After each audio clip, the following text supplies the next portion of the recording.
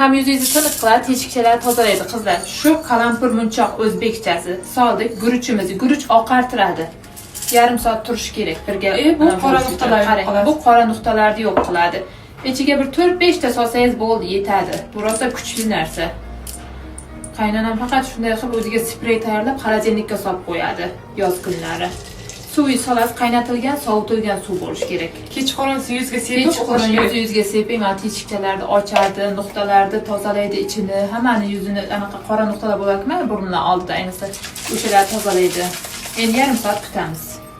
Bo'ldi qizlar, yarim soat bo'ldi. Qarang, rangi ozgina o'zgardi. Guruchni o'zidan suvini chiqardi, keyin yana ham to'xtashadi. Turish kerak-da. Bismillahirrohmanirrohim. Ko'rdingizmi? Yuzga seping, bo'yinlaringizga seping.